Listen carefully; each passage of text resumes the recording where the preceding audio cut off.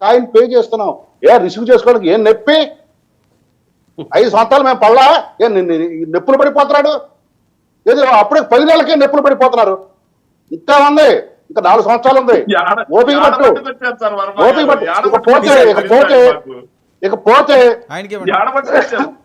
ఇక ఆగసానుగా విశాఖపట్నం పవన్ కళ్యాణ్ గారు వెళ్ళారు జనవాణి కార్యక్రమం గురించి. అక్కడ ఒక ఐపీఎస్ అధికారి ఆయన కారు మీద ఎక్కి ఏం మాట్లాడాడు, ఆయనకు వస్తున్న ఇన్స్ట్రక్షన్స్ లైవ్ లో ఏమొచ్చినాయి, ఎవరో అక్కడ సజ్జల రామకృష్ణ రెడ్డి అతను కూర్చోబెట్టని మాట్లాడుతూ లైవ్ లో రాలేదా? మేమందరం చూడలేదా?